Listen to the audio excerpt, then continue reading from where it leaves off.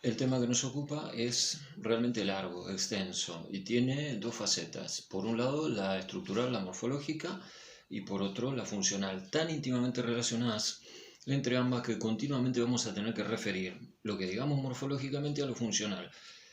Y luego finalmente dedicaremos un apartado a ver lo funcional. No podemos hacerlo todo junto porque, bueno, tenemos que conocer cuáles son las estructuras y hacer referencia a cómo cambian con ciertos momentos funcionales a través del ciclo sexual femenino. Vamos a hablar entonces de las estructuras en primer lugar y luego a ir de lleno a la histofisiología, al ciclo realmente de las hormonas sexuales femeninas en este caso. Bien, órganos que tenemos que estudiar. Ovario, un órgano central cuando se trata de aparato genital femenino.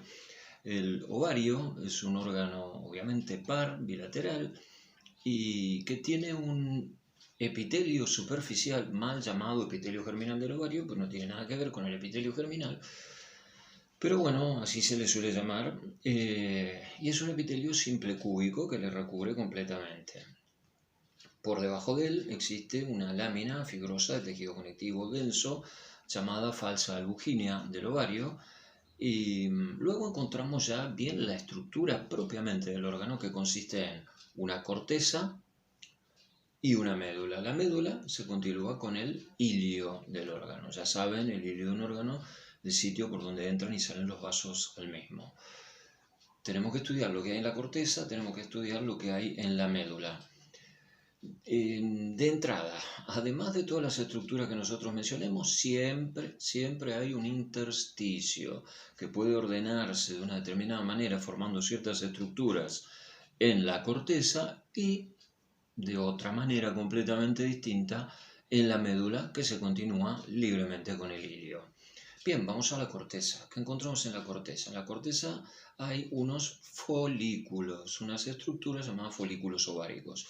Hay folículos que se llaman primordiales, que se han formado ya en vida embrionaria y con los que toda mujer nace, folículos primordiales, y a partir de la pubertad comienza su maduración, iniciando un ciclo en el que van atravesando diferentes periodos. Por ejemplo, además de los folículos primordiales, vamos a encontrar unos que ya son o significan el primer grado de maduración de los mismos y que son los folículos primarios.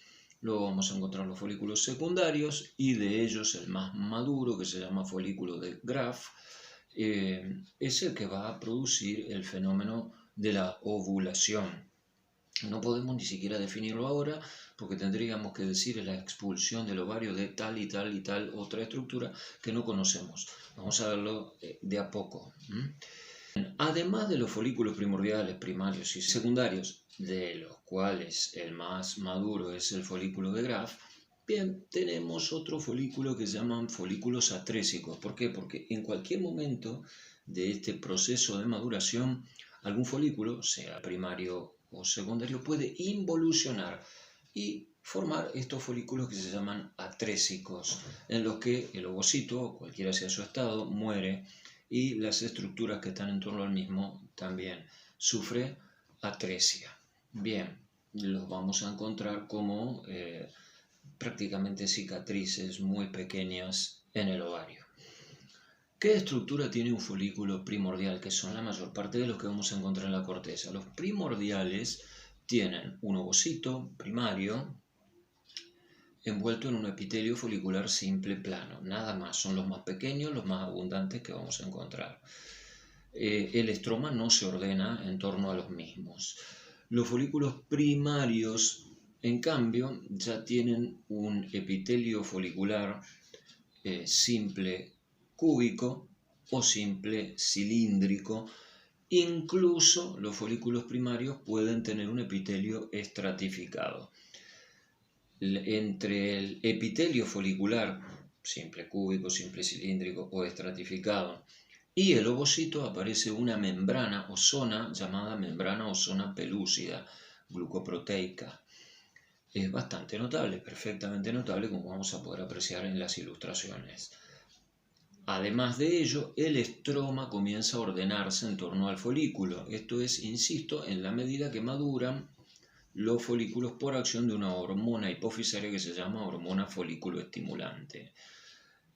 El estroma, bien les digo, se va ordenando en torno al folículo primario, formando lo que se llaman tecas. Se habla de unas capas, dos capas, concretamente teca interna y teca externa. La teca interna es celular y vascular y la teca externa fibrosa. Las tecas, junto con el epitelio folicular, son responsables de la secreción de las hormonas esteroideas sexuales que produce el ovario. Algunas de ellas, por ejemplo, en este primer momento, los estrógenos.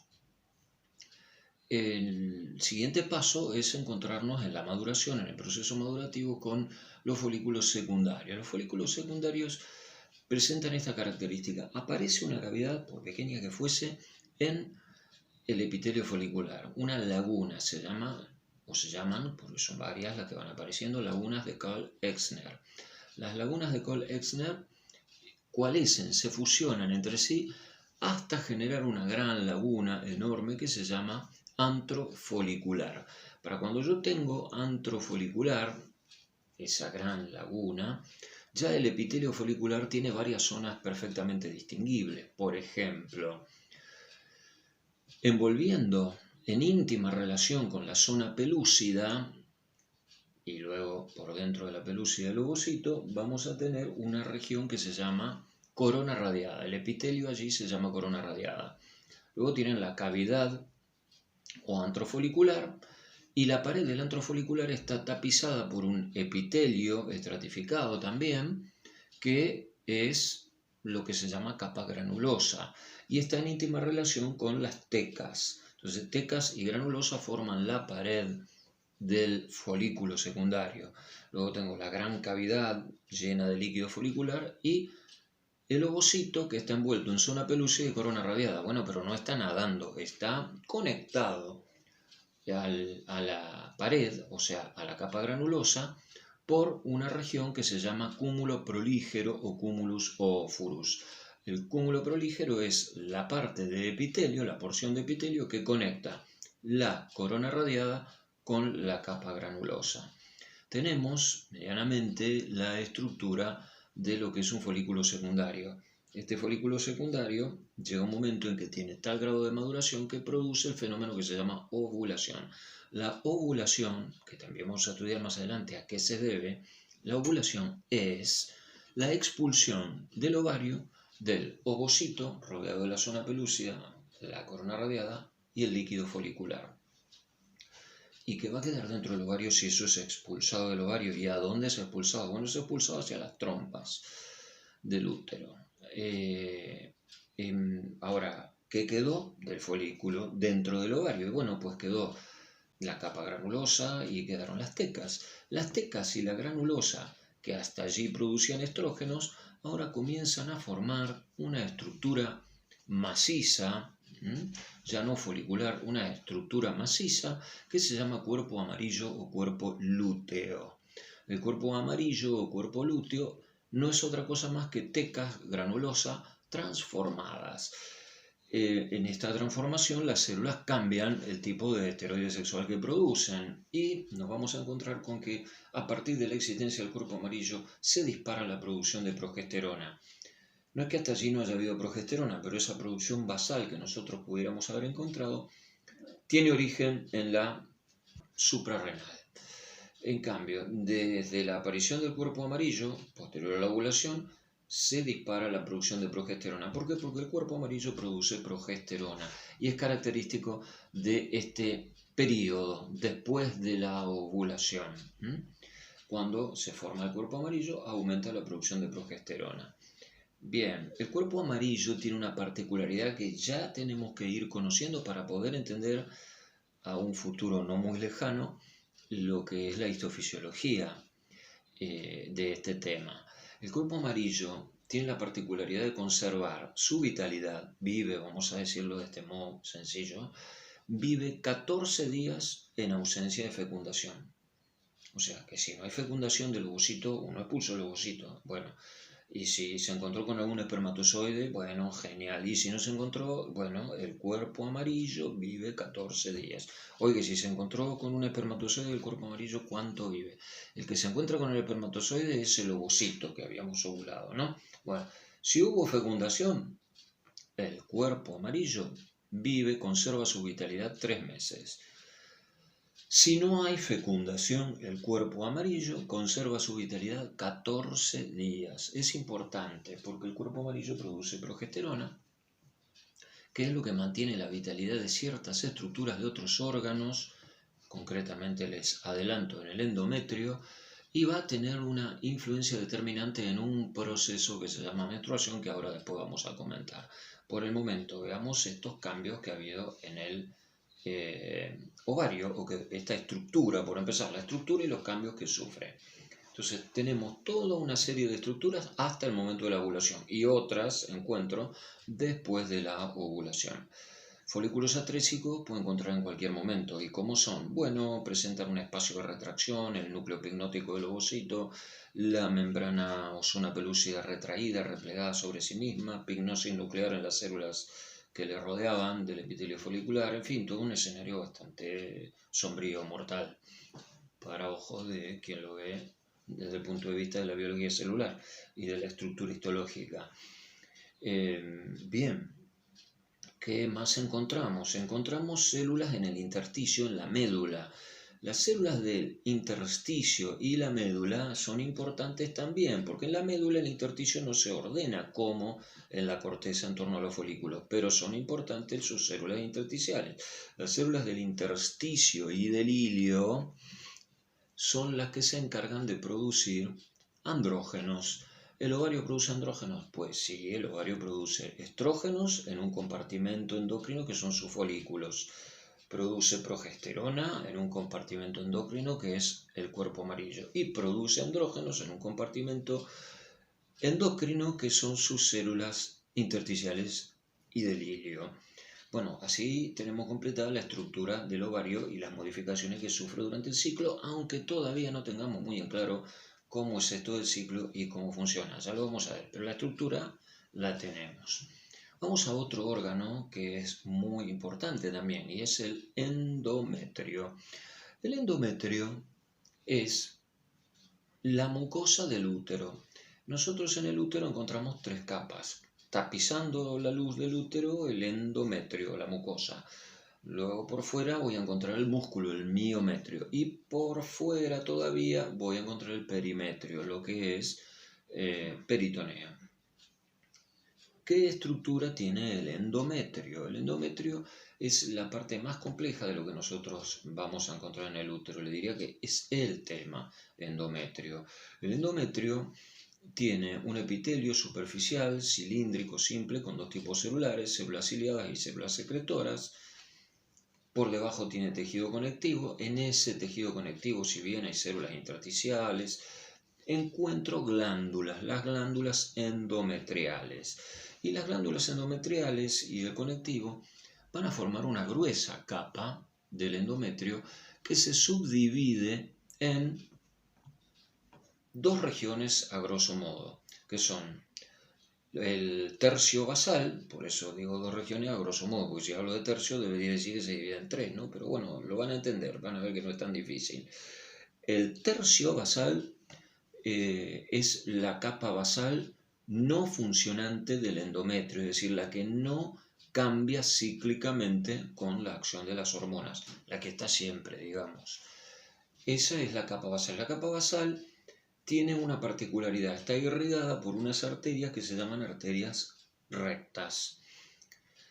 Luego tengo 2 tercios superficiales, lo que se llama capa esponjosa, la capa funcional o decidua. Decidua es que cae. La capa que cae periódicamente. La caída de la capa funcional del endometrio, con cierta periodicidad regular de aproximadamente 28 días, más o menos una semana como rango de variación normal, eso es lo que llamamos menstruación. Menstruación no es simplemente un sangrado como si una mujer se cortase una vena. No, la menstruación es la caída de la capa funcional del endometrio ¿Cuál es la función? Los 2/3 superficiales, lo que se llama capa esponjosa. Pues si la capa esponjosa comprende los 2/3 superficiales, bueno, hay un tercio medio y un tercio superficial realmente. El tercio más superficial es lo que se llama capa compacta. He de tenerse en cuenta porque el viaje que todos hacemos aquí antes de nacer lo hacemos allí, en la capa compacta. No somos como una tachuelita clavada en el endometrio. No, no, estamos dentro del endometrio, en el espesor del endometrio, en esa capa que se llama compacta, en el tercio más superficial del mismo. Allí hacemos el viaje de ida hasta ese mundo, hasta este mundo. Bien, ¿qué más tenemos que saber del endometrio? Que había glándulas, ya lo dijo. ¿Y qué arterias irrigarán la capa funcional, los 2/3 funcionales? Unas arterias que se llaman arterias espiraladas. Entonces nosotros que tienen base en una arteria que se llama arteria radiada interna. La radiada interna da las espiraladas y las rectas para las basales. Bueno, las espiraladas irrigan los 2/3 superficiales. Estas cosas tenemos que saberlas. ¿Por qué? Porque antes de la ovulación, cuando lo que predomina en el ovario son los folículos produciendo estrógenos, entonces lo que va a ocurrir en el endometrio es que el endometrio va a proliferar. Es un endometrio proliferativo con glándulas tubulosas rectas. ¿Y por qué tiene que proliferar? Y bueno, pues no se olvide que el endometrio ha producido ese fenómeno que es la menstruación, se había caído y prolifera a partir de ¿quién? De la basal. Y prolifera por acción de los estrógenos hasta que llega el momento de la ovulación. Cuando llega el momento de la ovulación se forma el cuerpo amarillo y la progesterona hace que ese endometrio que se había hecho proliferativo ahora se haga secretor después del día 14. Entonces las glándulas las voy a seguir encontrando, pero ya van a ser más acidófilas, tortuosas en sus bordes, secretantes. Incluso el epitelio cambia. Antes del día 14 predominan las células ciliadas, después del día 14 las células secretoras. Hablo de día 14 porque lo que lo define como día 14 es que el cuerpo amarillo vive 14 días. Entonces, ¿y luego qué? Y luego caen los niveles hormonales, ya los vamos a ver, y entonces se producirá el fenómeno de la menstruación. Pero bueno, no nos vamos a adentrar todavía más en ello. Veamos la estructura del endometrio, esto que les he comentado y cómo cambia. Aspecto basófilo, glándulas rectas, proliferante antes de la ovulación y después de la ovulación, cuando ya hay cuerpo amarillo, es secretante, acidófilo, con glándulas sumamente tortuosas y arterias espiraladas también sumamente tortuosas o arterias helicinas. Obviamente que uno puede decir, oiga, y solamente me va a hablar de un periodo antes y después del día 14, del día de la ovulación. Habría que hablar de una tercera fase que es el periodo menstrual. Pero como ahí se destruye prácticamente todo, lo único que queda es la basal, no vamos a entrar en definiciones tan finas. Hablamos de antes y después del proceso de la ovulación. ¿Tiene algo más en el endometrio? Bueno, no, en el endometrio no, pero en el útero sí, porque luego tengo el músculo, el miometrio. El miometrio es músculo liso, dispuesto en 3 hojas, pero se ordenan solamente durante el embarazo, si no, las encuentra completamente desordenadas. Eso se debe simplemente a que van tres tipos de fibras en cuanto a su disposición, con diferente grado de espiralización. Entonces, solo si usted lo elonga al órgano, bueno, empieza a notarse la orientación que tiene. Cuando usted la tiene todo apiñado así, el órgano es pequeño y bueno, pues no nota uno ninguna orientación prácticamente. Bueno, y por fuera ningún misterio, porque tiene peritoneo, que ya sabe, una serosa, mesotelio, el epitelio simple plano y conectivo denso por debajo. Hay otros órganos, además del endometrio, además del ovario. Por ejemplo, el cuello del útero. En el cuello del útero vamos a encontrar diferente epitelio en la parte endocervical, la que se continúa con el endometrio, que en la exocervical, que se continúa con la vagina, con el epitelio vaginal. El del lado del epitelio vaginal vamos a encontrar el mismo epitelio vaginal, epitelio estratificado, plano, papilífero, no queratinizado, glucogénico. Debe grabarse uno esta característica. Estratificado, plano, papilífero, no queratinizado, es húmedo. Glucogénico. Las células son glucogénicas, están cargadas de glucógeno. Es importante porque se va a ver muy bien el límite intercelular porque no tiñen con las coloraciones habituales, se ve claro el citoplasma. Es realmente notable como se va a poder apreciar en las figuras. Bien, en el lado endocervical el epitelio es igual que en el endometrio, cilíndrico simple con los dos tipos celulares que le comenté. Hay unos repliegues mucosos, unos repliegues epiteliales que forman las glándulas y pseudoglándulas del cuello del útero. El moco de estas glándulas cambia según el momento funcional, si ha habido ovulación o si no ha habido. Bueno, luego lo vamos a ver. El epitelio vaginal, no vamos a ver completamente la estructura vaginal, pero sí la característica del epitelio es la que hemos mencionado: estratificado, plano, papilífero, no queratinizado y glucogénico. Las paredes vaginales luego son fibromusculares y no hay ninguna otra relación con ninguna otra estructura que tengamos que comentar. Glándula mamaria. Las glándulas mamarias son, desde el punto de vista embriológico e histológico, glándulas cutáneas. Entonces vamos a encontrar muchas similitudes con lo que uno conoce de piel. Sin embargo, dadas sus características fisiológicas, vale plenamente estudiarlas en aparato genital femenino. Y bueno, así lo hacemos. En el caso de la glándula mamaria tenemos que son glándulas alveolares compuestas con múltiples lóbulos y lobulillos y su epitelio obviamente es simple, siempre cúbico, con una secreción merocrina apócrina y conductos secretores que a grandes rasgos podemos clasificar de intralobulillares e interlobulillares. Los interlobulillares tienen un epitelio cilíndrico simple o a veces estratificado, sobre todo los que están entre los lóbulos, los conductos galactóforos más grandes, y los intralobulillares tienen un epitelio simple cúbico. Son relativamente fáciles de distinguir. El tejido conectivo que está en torno a cada alvéolo y dentro de un lobulillo es análogo de lo que sería en piel la dermis superficial o papilar. Por lo tanto, van a encontrar conectivo laxo. En cambio, el conectivo entre los lobulillos y entre los lóbulos es el análogo de lo que en dermis es la dermis profunda o reticular, y por lo tanto todo el conectivo interlobulillar y entre los lóbulos es conectivo denso. Es, como les digo, no es el análogo, es dermis profunda o reticular. Se puede seguir perfectamente el hilo de la cuestión entendiendo que es una glándula cutánea, sabiendo que se originó a partir del mismo epitelio superficial. Bueno, en la glándula mamaria vamos a encontrar también cambios a lo largo del ciclo.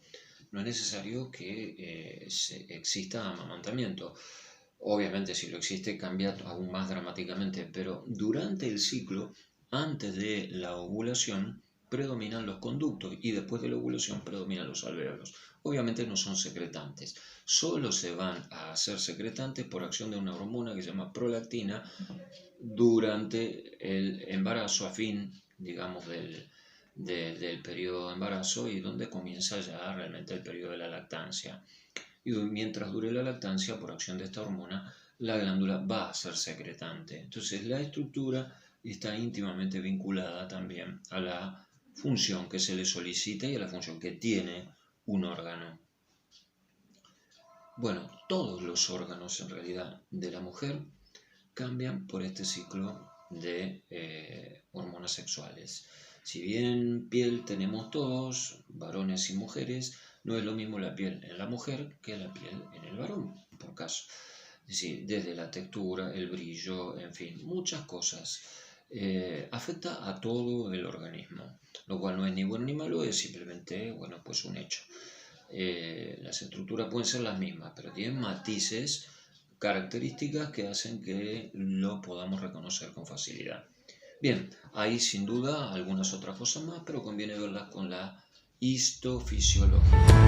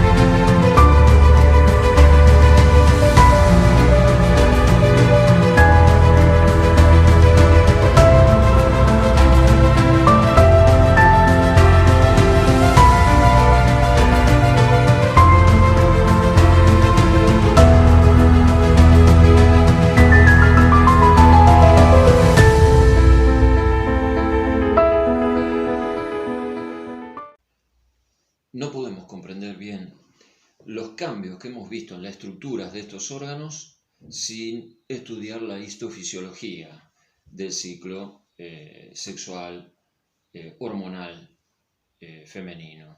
Tenemos que estudiar ello, tenemos que estudiar la histofisiología para poder realmente significar los cambios que hemos ido mencionando en la estructura de estos órganos. Y para ello, si bien podemos comenzar de muchas maneras, voy a elegir una que me parece quizá la más precisa, que es la siguiente. ¿Cómo empieza la historia esta? ¿Cómo empieza el ciclo? El ciclo empieza con el primer día de la menstruación.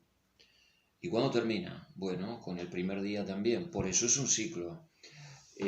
Empieza de la misma manera que termina. De modo que la menstruación, que es la caída de la capa funcional, esos 2/3 superficiales o capa esponjosa del endometrio, eso es el inicio del nuevo ciclo y el fin del ciclo anterior. Entonces, ustedes tienen la menstruación como punto de pivot, es el punto en el que se inicia un ciclo y es a la vez el último día del ciclo que acaba de transcurrir. Por eso es un ciclo. Ahora, claro, ese ciclo, que tiene unos 28 días aproximadamente, con algunas variaciones, nosotros vamos a tener que mencionar los cambios hormonales que hay. Además, sobre ello vamos a tener que mencionar los cambios en la estructura del ovario, los cambios en la estructura del endometrio, los cambios en las características del moco cervical. Fíjense que si yo lo dibujo como un ciclo y voy a tener que ir poniendo todos estos cambios superpuestos, lisa y llanamente no se comprendería absolutamente nada.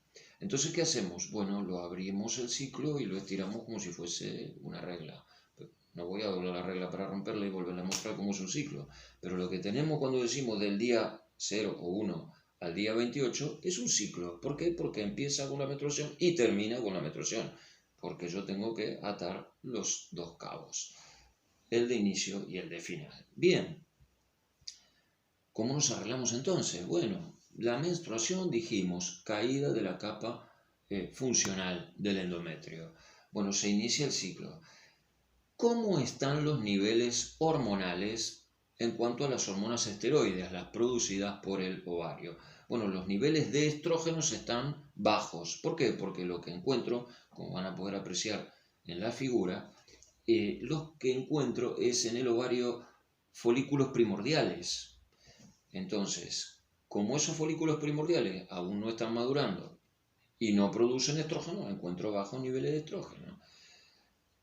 ¿Cómo entiende la hipófisis esto? ¿Qué hace la hipófisis y el hipotálamo ante estos bajos niveles de estrógeno? Bueno, pues se libera factor liberador de folículo estimulante, de hormona folículo estimulante, y la hipófisis libera folículo estimulante y esta estimula la maduración folicular.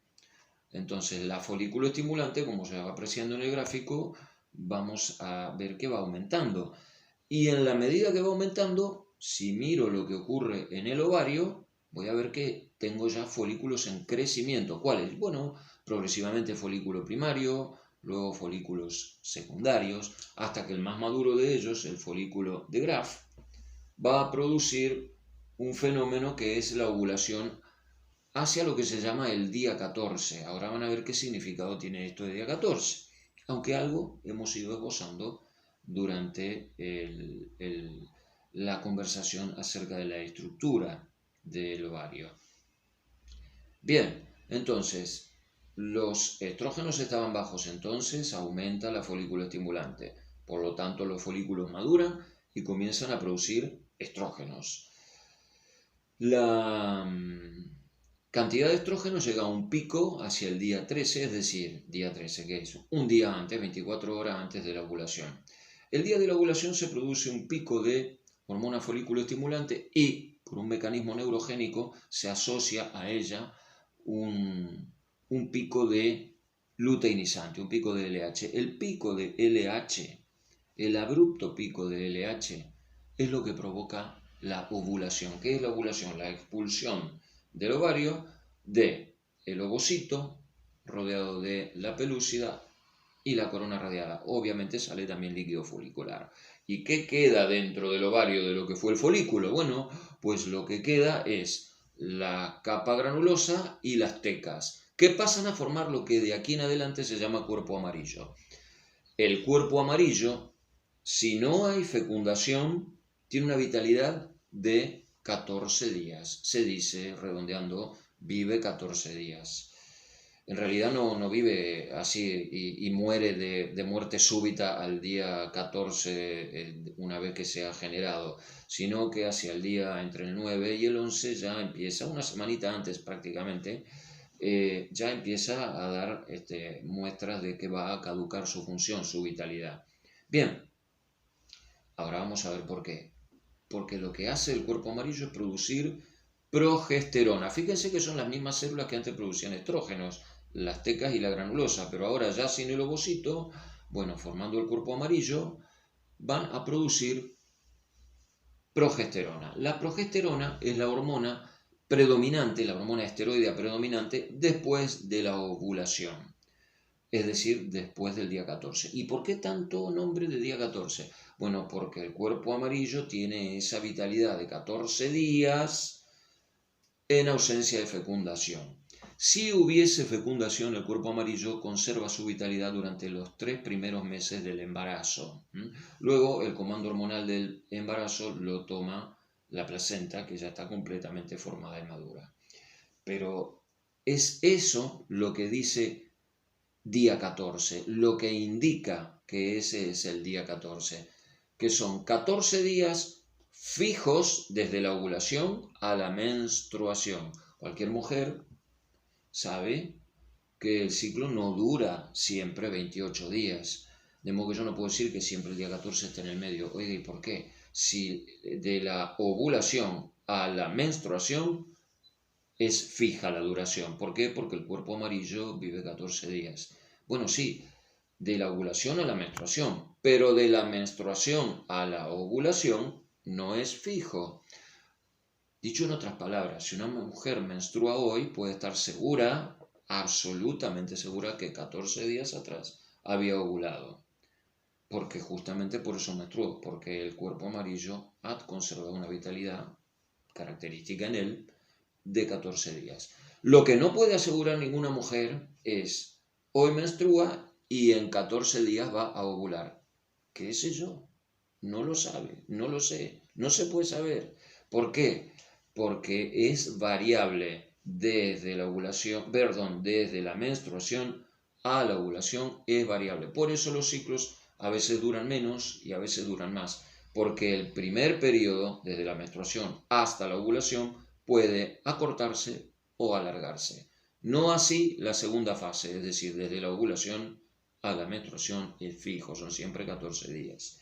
Bien, ¿y qué ocurre con el cuerpo amarillo entonces cuando pierde su vitalidad? Bueno, tienen que tener en cuenta qué procesos ocurrían gracias a la progesterona. La progesterona lo que hace es provocar secreción en el endometrio funcional. Las glándulas se tornan tortuosas, las arterias espiraladas se desarrollan mucho, predominan las células secretoras en vez de las ciliadas en el epitelio superficial.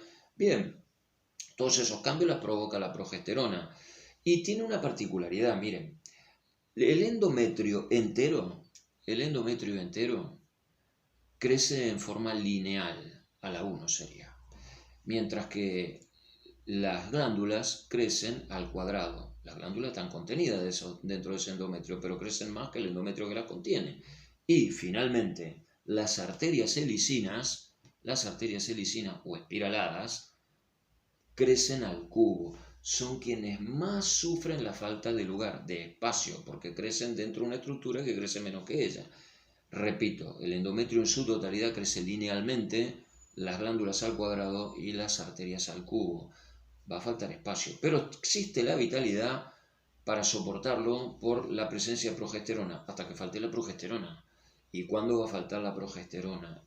Bueno, cuando el cuerpo amarillo pierda su vitalidad. Y cuando falte, ¿qué ocurre? Se produce un espasmo en la radiada interna, la base de la arteria recta, de la arteria espiralada, disculpen, y bueno, se produce la caída de la capa funcional. ¿Qué es eso? La menstruación. Entonces, ¿por qué se produce la menstruación y qué es la menstruación? La menstruación es la caída de la capa funcional, no es un simple sangrado. Caída de la capa funcional del endometrio. ¿Y a qué se debe? A la disminución de estrógenos y sobre todo progesterona en esta segunda parte del ciclo. Como ustedes verán, si yo me fijo en lo que pasa a nivel hormonal, hablo de un periodo estrogénico antes de la ovulación y un periodo progestacional después de la ovulación, porque predominan los estrógenos antes de la ovulación. Entonces, por lo que ocurre en el ovario antes de la ovulación, hablamos de un periodo folicular. Y luego de la ovulación, de un periodo o fase lútea. Porque haría mal llamarle amarilla, ¿no? Bueno, entonces, porque predomina el cuerpo amarillo, hablamos de cuerpo amarillo o lúteo. Entonces decimos fase lútea después de la ovulación. Antes de la ovulación, fase folicular. Por lo que ocurre a nivel hormonal, bueno, claramente antes de la ovulación es un periodo o fase estrogénica y luego una fase progestacional. ¿Y qué ocurría en el endometrio? Bueno, en el endometrio, antes del día 14, el endometrio está proliferando, entonces hablamos de fase proliferativa y luego se hace secretor, hablamos de fase secretora. De modo que cuando uno dice fase estrogénica, proliferativa o folicular, está diciendo lo mismo, está diciendo que estamos yendo del día 1 al 14. Y cuando hablo de una fase lútea o progestacional o secretora, estoy diciendo lo mismo, estoy hablando de la fase que va del día 14, o sea, de la ovulación, a la menstruación. Bien, hay cambios en todo el organismo de la mujer y no solo los cambios cíclicos hormonales que mencionamos, los cambios cíclicos en la estructura del ovario y del endometrio. Cambia también el epitelio en las trompas, por ejemplo, que es similar, aunque no exactamente igual al del endometrio, y también predominan las células ciliadas antes de la ovulación y luego las intercaladas, que son unas secretoras, pobremente secretoras. También hay cambios en cuanto a las características del moco cervical. Nosotros en el cuello del útero teníamos esa estructura que consistía en endocervix, exocervix y glándulas endocervicales. Bueno, el moco es fluido y transparente antes de la ovulación y luego de la ovulación se torna espeso y viscoso. Hay más cambios, por ejemplo, en las glándulas mamarias. Las glándulas mamarias nosotros sabemos que son glándulas cutáneas y que son alveolares y que tienen lóbulos y lobulillos y bien, todo lo que se sabe acerca de su estructura. Pero hay que ver qué cambios presenta. Durante el ciclo, antes de la ovulación, predominan los conductos. Luego de la ovulación, predominan los alvéolos. Pero no son secretantes, solo se van a tornar secretantes por acción de la prolactina y en el curso del embarazo, en condiciones normales. En condiciones normales siempre recuérdenlo. Entonces hay cambios de todo tipo, como verán, que afectan desde la glándula mamaria, el ovario, el endometrio, el moco cervical, lo que sea. Tienen también cambios en la temperatura basal. La temperatura basal aumenta de medio a 1 grado después de la ovulación, porque la progesterona es una hormona termogénica. Con esto tenemos un panorama general de los cambios estructurales y la histofisiología que los relaciona a estos cambios durante el ciclo. Cualquier otra consulta, duda o profundización acerca del tema la encuentran también en el resto del material que tenemos en la cátedra. Espero les haya sido de utilidad.